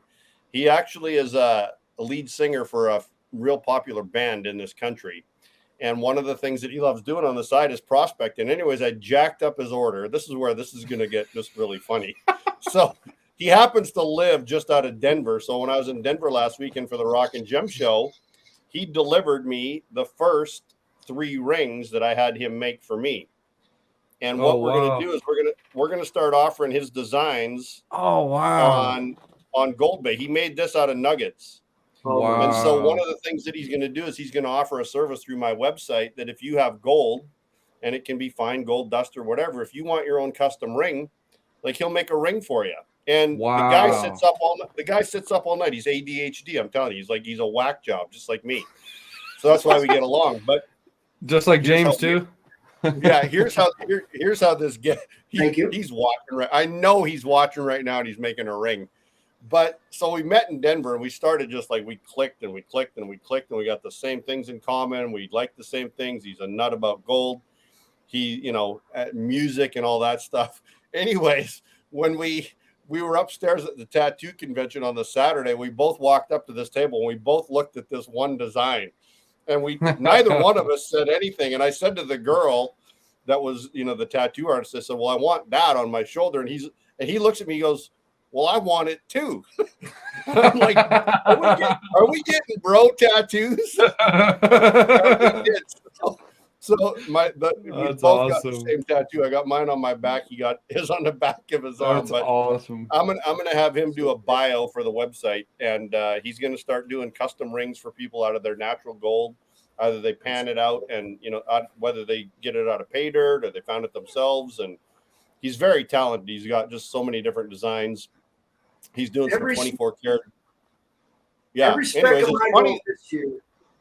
Yeah, it's hilarious that this conversation came up. I wasn't planning on it, but natural conversation right along the way. That's how it works, man. Yeah. No, that's awesome. The funny thing is I was talking to, who was it, James, on one of the podcasts we did. I was talking about how I tried to do my own ring and failed miserably. Robert. Robert. Robert. I burnt the shit out of my beard. I have a beard that usually goes down to about right here. And I tried making my own ring and failed miserably, and I'll never do it again. So being able to have somebody to be, what's that, James? That cross came out great though. You got it. Yeah. The cross. Yeah. So that actually came out really good. That's 13 point something grams. I usually wear it. But funny story about that. I bought a really nice gold necklace for myself. I love the view of gold. I'm a freaking nature when it comes to gold. So I bought myself a necklace, and I was all happy because usually I don't buy jewelry for myself or wear jewelry at all. And so I bought this necklace, and so I bought my old lady a necklace for our. Oh, honey, I hope you don't watch this. I believe our anniversary, Valentine's Day. One of those. You are so doomed. Dude, you've been spitting way too much mercury fumes, man. Oh my God, you're so in trouble. You're so in trouble. I am. But so I ended up getting her this really nice gold necklace, and of course the necklace that was the necklace that she had for her little charm or whatever, it broke. And so she kind of looked at me with a sad face, and then looked at my necklace, and now I don't wear a necklace anymore. She does. So I mean, it is what it is. So that's the right thing to do. Exactly. Right thing to do. So, I was wearing this for the longest time, but now I just keep it with me everywhere I go, and it's just as good until I end up getting another necklace. So now she owns the necklace. So, that's where that went. So I got a gold chain for you, made of Montana gold. I got news for you. She owns way more than the necklace, Dave. More than the necklace. Yeah. Just telling you. Yeah, you're right on that. I can feel it every day, every hour, every minute. That's for damn sure. So let's see here. So we got some comments to go through real quick. Malcolm says, "Okay, Dave, how can I get one of your pay dirt bags to Australia?" We covered. Dave, do you cover Australia? Australia is one of the countries I have sent to in the past, but the problem is now that we have this worldwide thing happening, I'm not going to mention any names. The scandemic? Pandemic? Yeah, dem panic, whatever you want to call it. What happens is a lot of times any of the pay dirt going across borders, it gets turned back as a biological hazard. So right. I've just really now, yeah. I have a lot of the stuff gets turned back, and I hate, like, it's not cheap to ship either. Like, to ship a bag of dirt to Australia, even in a flat rate envelope, it's $47.95. Yeah. And then I either get it back or you don't get it. And because it's risky, I don't guarantee that you're going to get it. And if it comes back to me, you're out the $47.95. Obviously, I would refund you for your pay dirt, but you're out $50 for shipping, and So for now, I've decided to not sell anything overseas, which sucks. And so Malcolm, I apologize. Yeah. It's just too risky, and it just doesn't look good for. It's just not. It's I don't not want people to have to feasible. put up. Yeah, Yeah. it's not business, right? feasible. Yeah, it's not feasible for now. And it is a bummer, but at the end of the day, I mean, you're looking out for not only your customer, you're looking out for yourself, and that's just the way that it works with shipping overseas, I mean, there's a lot of Right. risky. The risk is a lot higher. You can't track it Yeah. after it leaves the United States. So I don't know if someone got it or not. They Right. don't have signature delivery on the other end, and it's just a lot of different things. So it really sucks. Right. I'm originally from Canada, and I have people from Canada always asking me if I can ship up there, and I'm like, I don't. And Right. it's just as soon as you go across this imaginary line called the border. Well, we don't Right. have one on the south end, but And that's we won't get and into that. that's right, and that's the thing. I have quite a few of Canadian PB members within the Prospecting Buddy family, and it's been risky in the past sending them, different articles of clothing and this, that, and the other. And fortunately, I've been lucky enough to be able to send specific things out. I sent out some PB pay dirt. I like to put pay dirt together for some of the giveaways I do and stuff. And I like to send it out, but this one case in particular, it took a month and 4 days for it to finally be delivered. And, I just assumed it was a loss. I just cut it as a loss, but, lo and behold, you never know what's going to go through the border and what's not. I mean, if you got the guy on a good day, it'll get through. If you got a guy on a bad day, it won't get through. And, having a business as you do, it's tough to gamble that. It's better to not gamble it than to gamble it at all. And then the other thing is, in Canada they get charged 13% GST on top of whatever they already paid. Right. And in Europe it's the VAT tax. So right. they're getting hit. It's just like the ROI goes like this, and it's just like I hate that happens. Yep. All right. So we have, let's see here. Don Went says, "Hey Dave, don't forget the power supply for the." Oh, where'd the comment go? Just from the last gold show. Don't forget the power supply from the last gold show. I don't know where the hell. Don helped me out at the Pomona Gold Show. I needed a power supply to run my sluice goose, and Don came to the rescue. That's awesome. That's absolutely take awesome. care of each other. Don's a good guy. He runs a couple of pages on Facebook, and he genuinely looks out for everybody. So good on you, Don. Good on you, brother, man. Yeah, absolutely. Let's see here. So let's see.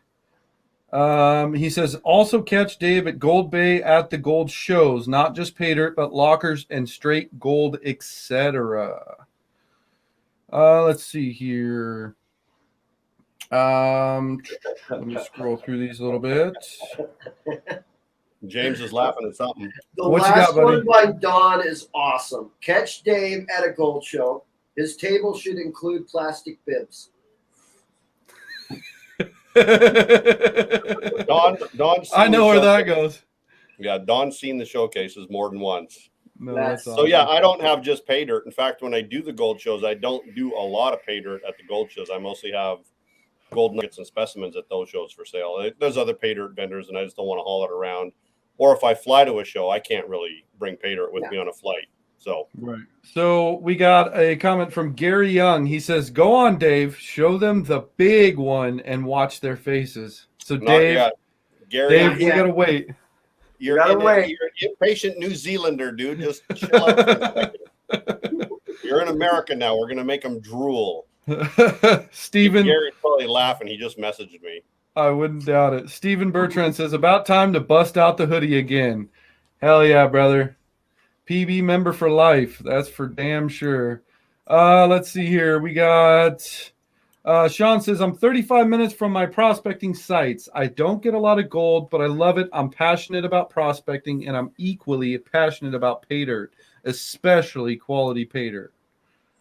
Let's see here. Don again says, Dave has tons of nugs. LOL. He always got a mix, but yeah, drool worthy.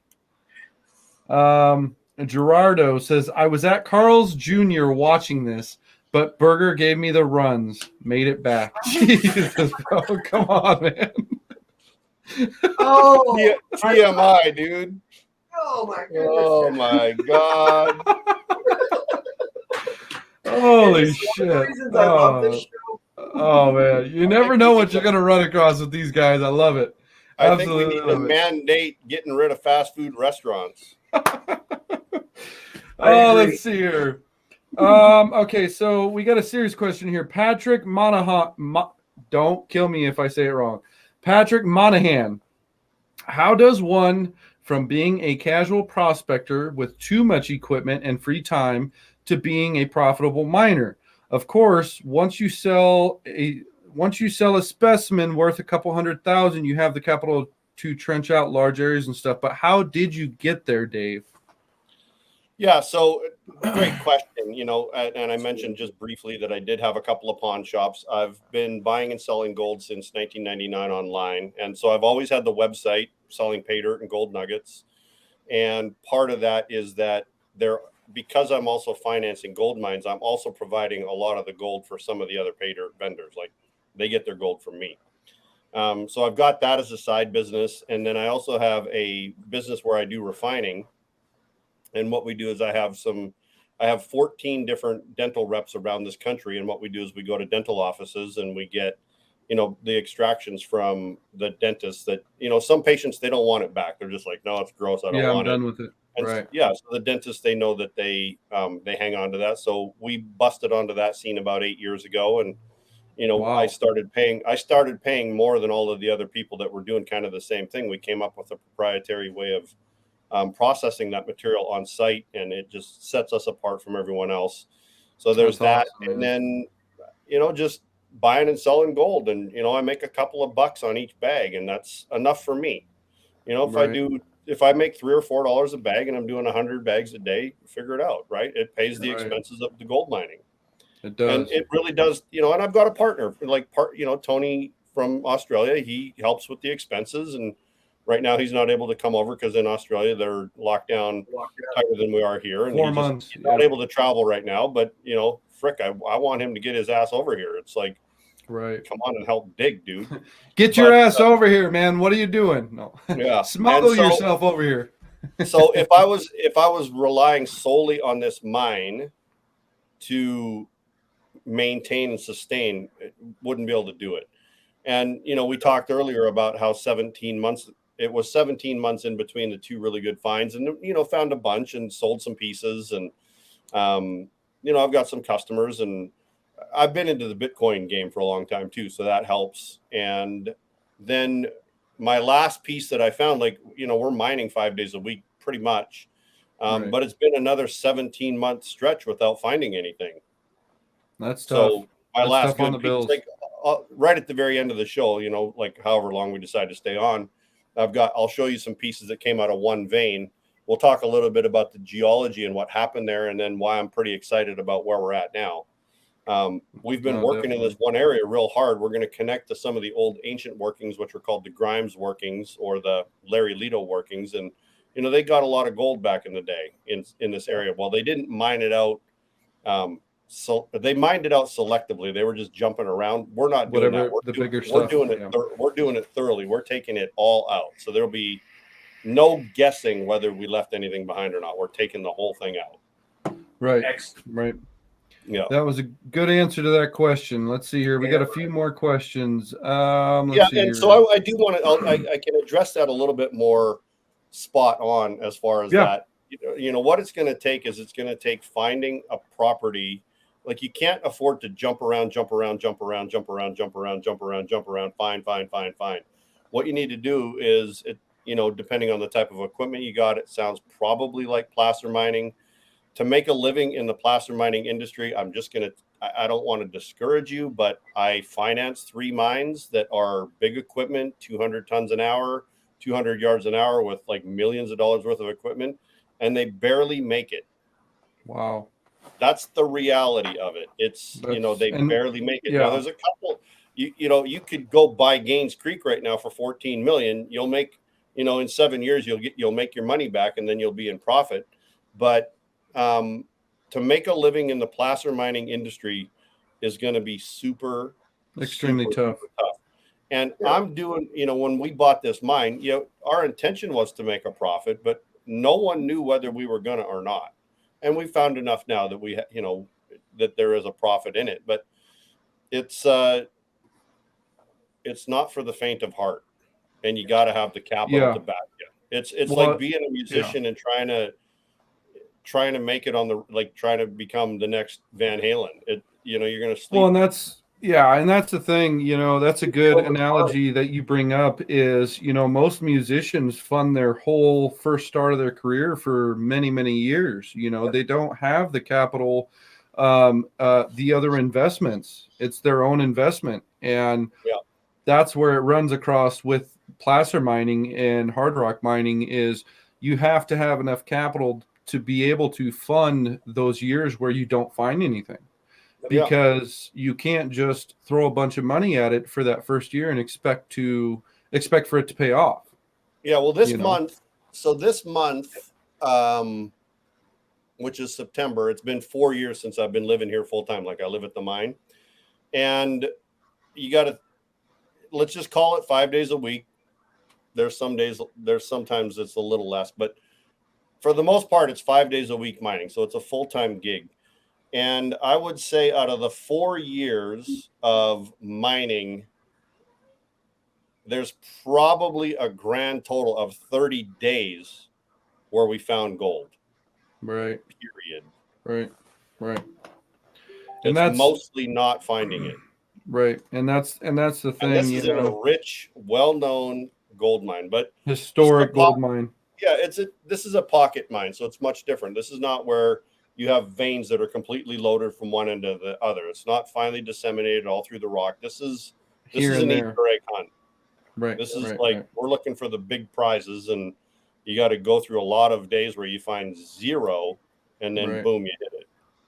Right. Pocket mines are, it really is. Yeah, and it's feast or famine. Yeah.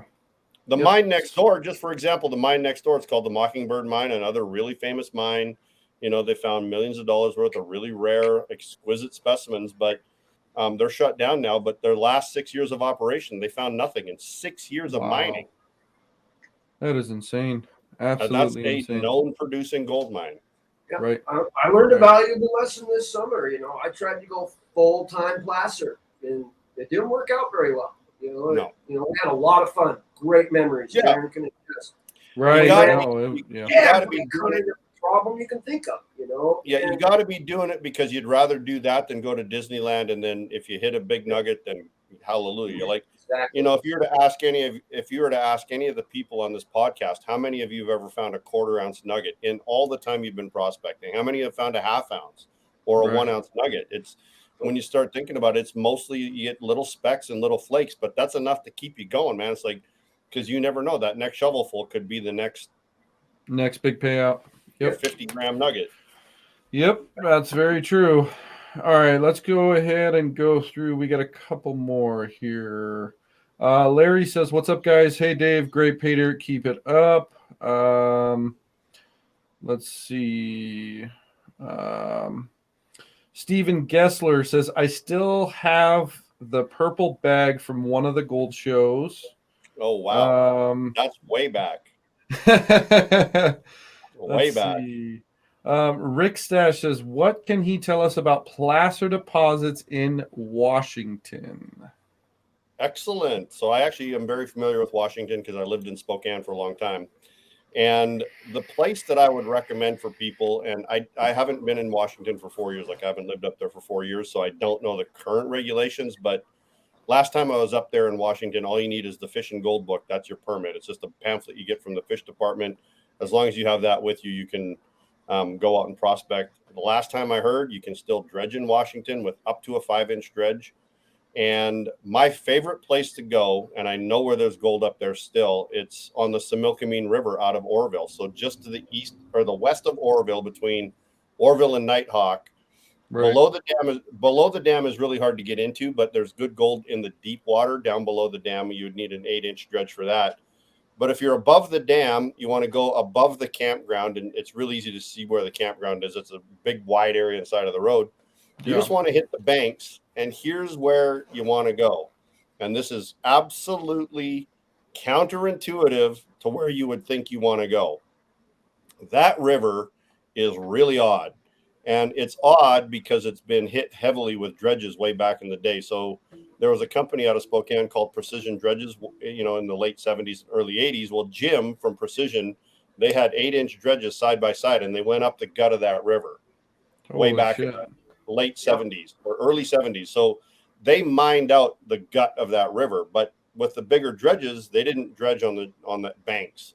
So that there's an S turn on the road to Nighthawk, and if you go a mile back from there, there's a road that goes down, and on the outside corners is where you find gold at the beginning of fast water. Wow. So awesome. It's absolutely that is completely backwards. It's completely backwards, but I promise you, if you go on the outside corners, because no one went there. When Jim and those guys went up through the middle, Dagerstrom was up there too, which is a big company. They went where the gold should be. And here's a mistake that people make when they're looking at a river or a creek or a stream.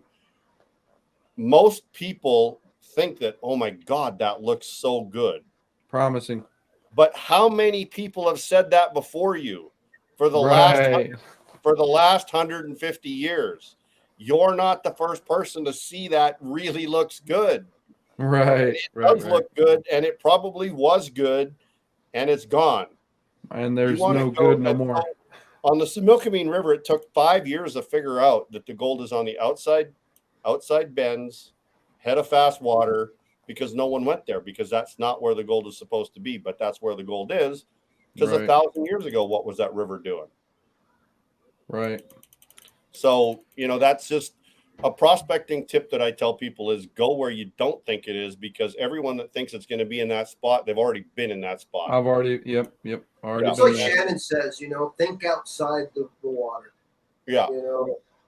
That's one of my favorite things from Shannon. Is think outside the water. Yep. 100%. Yeah, for sure. Like you want to get up on the banks and away from the streams. Like go find the high benches. That's what that's got ran out of. Yeah, that's the thing with Washington. We've had some very finicky, and I'm going to say that very lightly because I could say it a lot worse, but we've had some very finicky people in chairs that shouldn't be in chairs, so to speak. And I'm going to say that very loosely because there's both sides of it, right? But unfortunately, we're not able to dredge in Washington anymore, and it's a big bummer because there's a lot of folks, a lot of old timers who invested a lot of money into a dredge, a big piece of equipment, a nice dredge, and they probably were able to take it out once or twice or maybe 3 times, and maybe more, maybe less, but and now they're in Washington trying to sell it, and nobody in Washington wants to buy it, and shipping.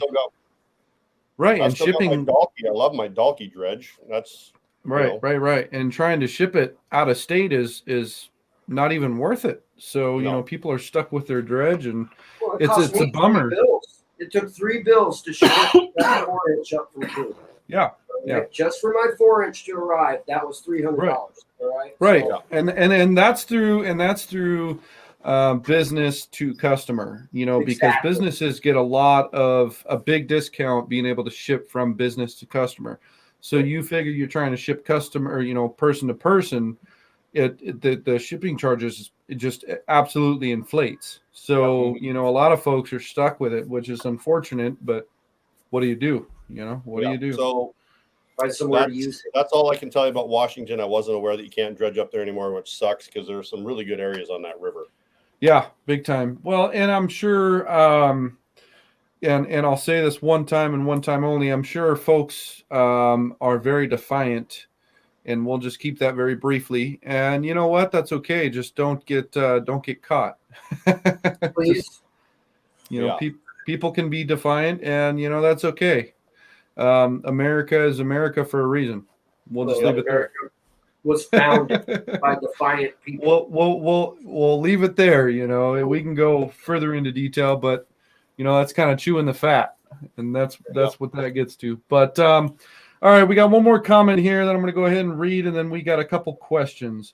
Sean Ingall says, dredging is what I want to do. I want to travel and prospect. I love prospecting in the Uwharrie National Forest, but I want to explore the West and Northwest, and of course, Alaska.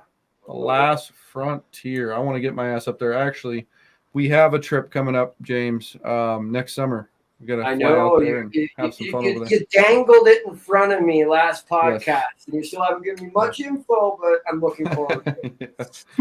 Yeah, so it should be a lot of fun. Killer. So back to Dave. We had a couple of questions that we wanted to ask you about. First and foremost, it's a question that I ask everybody on the podcast. I didn't talk to you about it earlier because I wanted to keep it a surprise. So I don't know how you do for your, per day or per week, but what was your biggest clean out that you've ever got as far as weight? What was your biggest clean out? Recovery, whatever. I can just show you. I figured as much. Please but do. Yeah, no, let's see it. And so now you're going to get a bit of a geology lesson. So one of the things that I did with the mine is 6 months ago, I started scanning the gold mine with a fourth generation iPad. It's got a LiDAR on it. And so I started scanning the mine, and we started, chasing these veins. And one of the things that we were doing is we were following these veins. This is called the Dragon Stope where we're mining. And it's where the dragon came out of, which is in the Houston Museum of Natural History, and some other big pieces. One called the bristlecone pine. They came out of this area that we're working in. And we didn't exactly know where we were. But one of the things that happened is in the mine, all of the veins, they dip about 40 degrees. So they're about a 40-degree dipping down into the crust or into the mantle. And they average between 2 and 3, maybe 4 feet apart. And we'll get a series of, between 5 and 6 veins. And then there'll be a barren zone and then another 5 or 6 veins. And they go from, a quarter-inch wide or just barely wide enough to see that they're a quartz vein all the way up to over a foot thick. Wow. So we're following these veins, and we were getting gold. We were getting I've got some videos on YouTube showing me recovering gold. Pretty fun, and there's lots of profanity. So if you're scared of the F word, don't watch them. But I get excited when I find this stuff. And even 47 years later, it's like, if I'm not getting excited, then I need to do something else. So just 2-second story. We got a guy, Stephen Bertrand. I love you, Stephen. He finds even the littlest picker, and he's like, holy moly, look at that, and so I get where you're coming from, brother. It's phenomenal. Yeah, and if you go to my YouTube channel, which is Goldbay, you'll see it. I just got to turn my alarm off here. Goldbay on YouTube, guys. Yeah, and so what happened was this vein did this, and then all of a sudden there's an interruption in the vein, and it was kind of like a fault, and the vein started shooting like straight up, and right away, there was a signal, a good signal.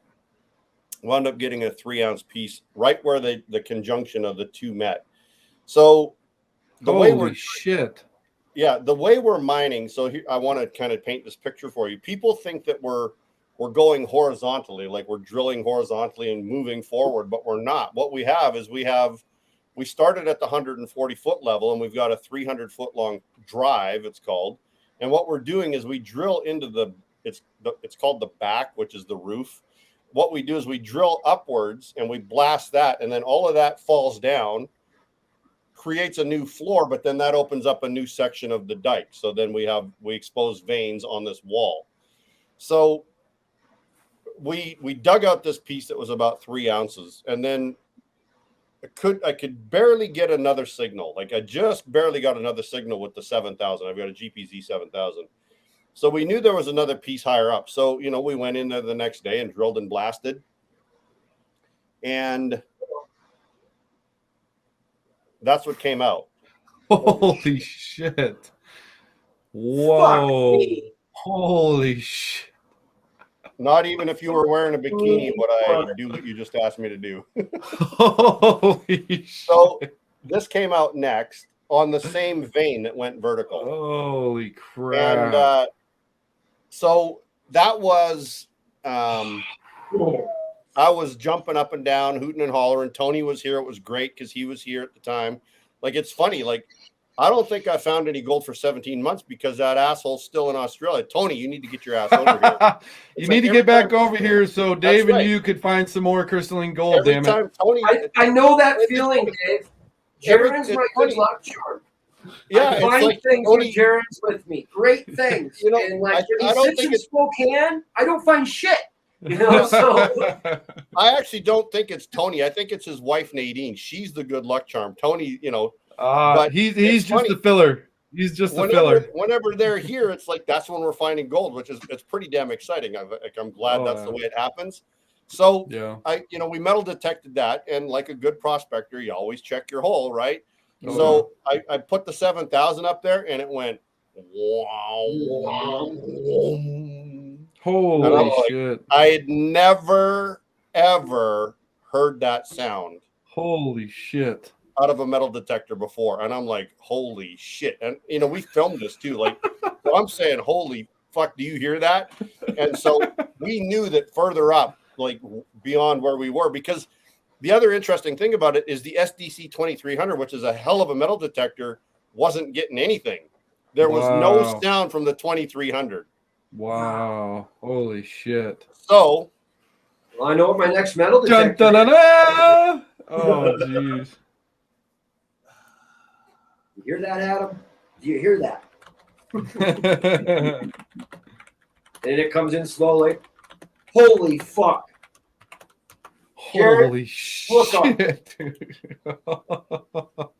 on the screen. I know my wife ain't watching, and I'm taking a quick picture. Oh my gosh. Look at that thing.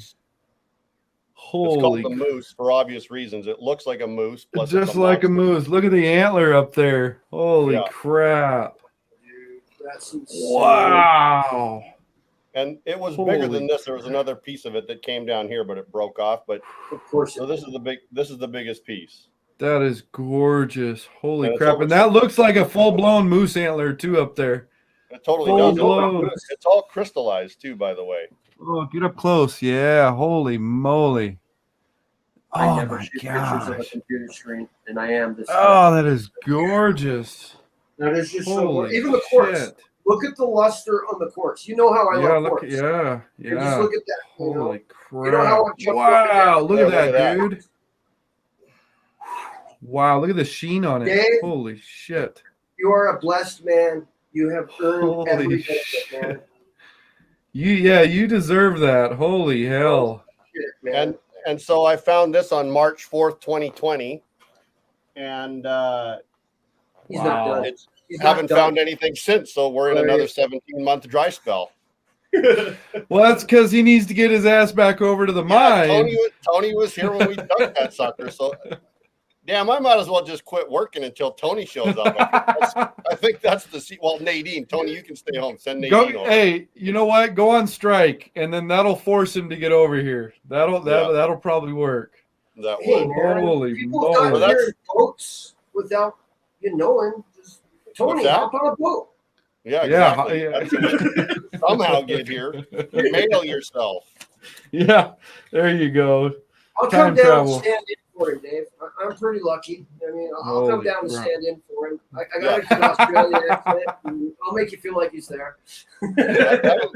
Well, you kind of look like him a little bit. You're a little better looking than him. He grew his hair out. Thank you. They call me the Hobbit. So anyways, that piece was over 20 ounces when we dug it out, and some pieces came off of it. But that's the biggest piece I've ever found. That is absolutely gorgeous. That is a phenomenal piece there. Now that we're talking about big pieces of gold ever found, what's the largest piece you've ever bought and sold? Oh, there you go. That's a good question. I like that. Man, I don't even know. 50 ounces, a 50-ounce nugget. Holy shit. But that's not the most expensive piece I've ever sold. Yeah. I sold Jesus. a quarter-ounce piece for way, way, way, way more than that. Holy shit. 50 I can ounces, show you that James. one on my phone. 50 ounces, James. Yeah. 50 Wow. ounces. Here, I'll show you a What was picture. my Guys, goal this year? 20? Did you just hear that? 50 ounces. I Holy know. shit. But this one sold for more than that, and that only weighed a quarter ounce. Oh, wow. Holy shit. And that was one that we found here. Wow. Look at the neck on It that looks bad like boy. someone falling head first with their arms out and their feet back. To me, it looks like a dragon. It looks like That's a the other dragon. side. It was called the Angel, and it sold in Wow. Tucson. Angel, but- that's good too. yeah, and so Wow. yeah, and that's why I'm here. It's like the crystallized gold. Like, so I've screwed myself, right? Like, I can't go out in the wild. I call it the wild and metal Mhm. detect, because if I dug a bullet and a shoe tack and Rusty nail. a casing And or a rust- nail, that's it. I'm done. An old Because, cart spike. yeah, underground, it's one of two things. Oh, One of shit. three things. It's a piece of wire off of our cable, which is from our slusher. It's a blasting cap, which is aluminum, or it's gold. Yeah. It's Yeah. those three things. And if it's up on the wall, it's one of two things. It's blasting cap that's shrapneled, or it's gold. And Oh, so, Jesus. yeah, He's it's like, he's basically, Dave's basically like, well, you know, I only metal detected one place, and that's my home. pretty much. Yeah, pretty much. Down in my hole. Down in my hole. That's right. Yeah, Holy and shit. people ask me this question. They're like, aren't you scared someone's going to come and, go underground and get all your gold? I'm like, let them go underground. They're not, one, you would have to know where we're working. And number two, that mine has been gone over with a fine tooth comb with a GPZ 7000 and Right. a 2300. If you find Right. gold, good on you. There's nothing there. There's nothing Good on there you. to steal. If you want to do some drilling for me and blasting while you're down there, go ahead. And not only that, the shaft is locked up. You can't get underground, even if you tried. You'd have Right. to be Spider-Man keep and it drop down Right. 140 feet. So fucking rappel 140 feet. yeah, Holy shit. I'd go down there and blast for you just to learn. Just to learn. Hey, I it's just fun. want to be the fucking fly on the wall. I don't even need. I just want to be the fly on the fucking wall, James. I just be happily fine being a fly on the wall watching the shit explode. Because explosives, even explosives as itself, it's one of those exciting things that you just absolutely enjoy. It's that inner kid in you that's just like, woo, and then you add that crystalline gold to that factor, and it's just every day is a good day. You don't find something this day, that day, this month, that month. Every day is a good day. So that's awesome. It's funny because I had to fly to Denver last week for that show. Yeah. And we blasted on Monday, and then Tuesday we went underground metal detecting. And I film every time just in case we have something, right? And I got my camera underground, and that residue was everywhere. And so I got to the They swabbed you, didn't they? They swabbed you, and you got stopped at the check-in, right? Yeah, dude. It's happened to me too because I'm a FFL and building guns.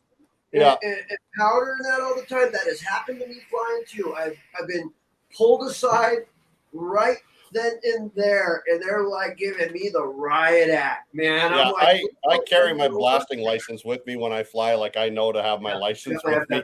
So I had it with me, and I just I showed it to them, and they're like, okay, well, we still got to ask you a few questions anyway. And when's the last time you handled it? So it was within 5 minutes. They were pretty cool because they actually got to see some of my gold. I had it with case, and so it was all legit. But that's always got to carry the license with you. That's always a good thing. You have a big, nice chunk of gold. I don't care if you're into prospecting or not. You see all these commercials and Facebook ads of, gold chains and necklaces, and you're like, oh, that's cool. But then you actually see raw gold in your life. You actually see it up close, and you're just like, Holy gold shit! is shit, dude. I It don't is. care much Yeah. about jewelry. For It's me, funny. It's funny raw because gold, it's you funny know? because I look at my gold every once in a while just to look at the shit. Where'd you get that holder? Well, That's pretty you know, cool. when you got gold fever, you got gold fever. That's just the way Yeah. it is. It's like, Yep. I but posted look, a great there post. could be a lot worse things that you are addicted to. Yeah. Oh, And big time, Yeah. big time. I'll stay addicted to this stuff for the rest of my, like I'm going to Right. die at this gold mine. There's no question Right. about my mind. In 40 years, You know what, 50 years, 60 James? years. This fucker's gonna have a gold encrusted coffin of some sort where he's yeah. gonna allow people to come and fucking see his coffin. I don't doubt it. I don't Careful with the guy with the hammer and the chisel. You can just burn me and put me down. Burn me and put me down underneath the next explosion. Cover me up. Good enough. There you go. I wouldn't mind at all if I had a heart Oh, attack and shit. stroked out while I'm dredging. You know, because I Yeah. know I'm No, throwing exactly. out doing something I love. You know. And Give me my little 10-inch finisher pan with a nice golden smile in it, and I'd be a happy man. That's for damn Yeah. sure. hey, if you want someone So- to finish pan for you, Jaren's the man. I've never seen anybody handle Libby Creek black sands. Oh Like shit! that. And that stuff is horrifically heavy up there. It's just It is. unbelievable. It's a you. nightmare. We go through a 3-stage cleaning process. Thanks to Dave and Tim Peterson over there at Dream Mat. We go through a 3-stage cleaning process, and it does a phenomenal job. But the black sand over there is an absolute nightmare. And so it's funny that, you know, when I first went over there, I was using my little 10-inch finisher. I call it the finisher because I have arthritis in my hands, and so it's hard for me to use the bigger pans. And so, you know, I'm going through this black sand like you wouldn't believe. And of course, James is over there still on his first pan, and I said, just I went hand like the this. damn thing to me, I said, and I'll "Here, get it done. take it." Yeah. You guys want to definitely talk to John Richmond. He invented what's called the gold drop, and it works. And it will get rid of your black sand from your finest gold, unlike anything else. John I've got Richmond. one. John Yeah, I saw I've a got video. one. Yeah, it's Dan incredible. Hurd. I actually have one. It's the most amazing thing there is to clean up your gold from your black sand. It's instantaneous. That's Yeah, awesome. Dan Really Hurd fast. has one, and he has a video up of one of those going, and it is freaking amazing. Yeah. That's So probably I my know next John. bit. I know John. He'd be a great guy to interview on a podcast for you as well. And his story about how he actually came up with it is very interesting. He's a machinist. He's not even a prospector. Wow. Well, Yeah. I'm going to go ahead and write his name down, and he's going to be on the Do that. podcast, everybody. So Yeah, I'll hook you up with him too. Like Thank you. Yeah. Thank you yeah, very go much. ahead and send him a message. We'd love to get him on the podcast and shoot the shit. We'd love to do that. He's great. He's really fun guy and really down to earth. And yeah, he came up with this because his brother said, "Hey, we got a problem with getting gold out of black sand," and John came up with it. Oh, no shit. Machinist turned almost gold prospector. Yeah, and he's got a worldwide patent on it as well. Well, It's Wow. Like incredible Dave technology. Peterson. Yeah. It's the same It's thing as just like Dave. Peterson and Yeah. Dream Yeah. Man. You know, Yeah. he's an engineer. He caught the bug watching Gold Rush with, I believe it was his uncle. I think that was the story he told. I think And that's what he said. Yeah. He went out and he saw the conventional mats being used and that big pile of cons we got to go through. And, you know, a couple years later, he came up with that Vortex mat. And I swear by it. After using both systems, It's you know, in the dredging and prospecting community in itself, it's always been a tomato, as you know, Dave. But, you know, to each his own, you know, and, you know, I respect anybody that if their setup works for them, more power to them, you know, but, you know, I'm going to give respect where respect is due, you know, and if something works for me, then yeah, I'm going to give it respect and I'm going to give a shout out, you know, I mean, like I said, in the prospecting and mining community, it's always been a tomato kind of deal. You know, what works for you and you know, I respect you for what you work with and, you know, respect me for what I work with. And, you know, Dream Mat's been working well for us. If any advice I can give, helps people, I'm so happy to give it. I'm like, Yeah. this works for me. I don't know if it'll work for you. Give it a try or don't. But hey, I want to share. One of the things you're saying too is that there's so many different types of soils and terrains and concentrates and rough material that you're shoveling through your sluice box or your dredge. Like there's, you got clay or you got just clean gravel or what. It's like there's what works for one thing isn't going to work necessarily for the next. Exactly. 100%. So what you just said is really excellent point. You have to experiment with what the material that you're dealing with. Correct. Yep. And so there's not a specific answer, but for me, it's Mine Lab metal detectors. That's a no-brainer. It's just they're the deepest and they're the most sensitive for what I'm doing. It makes the most sense. Right. The 6000 just came out, and I got to try it actually before it was on the market, and fabulous machine. Just it's so lightweight compared to the 7000. But because I own the 2300 and the 7000, the two of them already pretty much do what that did. So I didn't buy a new one, but I've been seeing people just cleaning up with that 6000. In fact, Tony in Australia's got one, and he's nailing gold in patches that he's gone through before with his 7000 and just nailing the crap out of it. And, I see pictures on Facebook and videos on Facebook, like that thing is just kicking ass. So yep, it's always been a tomato kind of deal, and that's kind of where I leave it because what works for one person doesn't work for the other person. And, that's right. And it's nowadays it's much different than back then, and I always like to touch on this subject a little bit, and that's me basically saying I respect the next man for whatever he uses.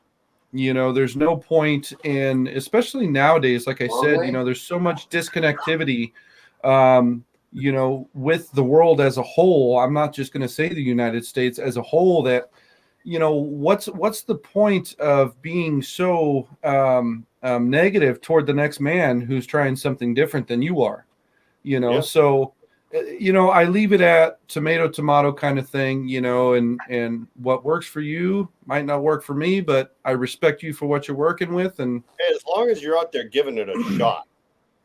And that's the biggest thing too, is we always talk about this on the podcast. There's a lot of prospectors and weekend warriors that go out there and enjoy themselves and get gold and sometimes don't get gold. But just going out there and doing that and experiencing that is a feat in itself and such an amazing experience. Gold is just the bonus. Gold will always be just the bonus. Memories, memories are forever. Yeah.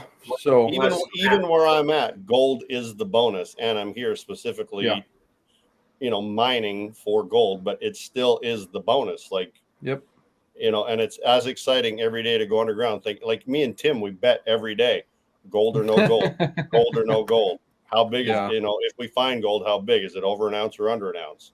Right. We have those bets, but it's just kind of a fun way of, keeping that humor and it's just keeping the excitement up, and that's what it boils down to is the excitement.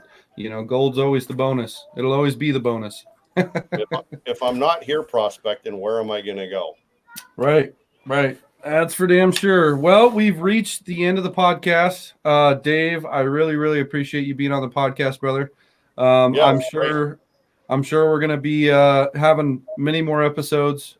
I'm sure we'll keep in touch. I'm sure Shannon's going to give us all an earful. But are we going to be in California next summer? Yeah. So, Dave, we're going to be in California next summer. Right? We'd love to go and visit Dave. Bring you out to lunch, man, or you bring us out to some good eats. Bring us out to some good restaurants, brother. I know exactly where to take you. Just got to let me know when you're on your way. Most definitely. Yeah, sure. And, if I find something that needs to be unveiled to the world, I'll let you know. Hey, we should do a podcast. I got something to show you. Oh yeah, brother. Well, you're more than always welcome on the podcast. We absolutely enjoyed you, man, and I'm sure all the viewers here absolutely enjoyed everything that you had to say and your experiencing of getting into the gold community, brother. Yeah, well, and thank you guys for what you're doing. It really, this is an industry and a hobby where there are some legal issues that we're dealing with that are bogus, but You know, we need to keep it alive for everyone. So what you guys are doing is making a big difference too. It's one of our goals, and thank you. Yeah, the education and just the, you know, our community is a community that we need to continue to stick together. And what you said, tomato, what works for you doesn't necessarily work for me. But guys, at the end of the day, man, we all got to be in this together. I don't care if you're using a Mine Lab or whites, or if you're using a Dream Mat or a Keen Sluice. I don't care. If you're a gold lover, if you're a gold nut, we're the same. Period. Yep. Exactly. Thank you, Dave. 100%. Thank you for saying 100%. 100%. All right, guys. Well, you guys have a good evening. We're going to go ahead and sign off. All the PB family members, I love you guys, and we'll see you guys soon. See you soon. Hey, everybody. You, it was great having you. Dave, I loved it, man. Thanks for the knowledge. You're welcome. Can't wait to meet my up pleasure. in person. Jaron, a wonderful, great podcast again. Loved it. Always. We always got the down-to-earth guys that we will make a freaking friendship to last a lifetime. Damn right. No question. All right. We'll see you guys later.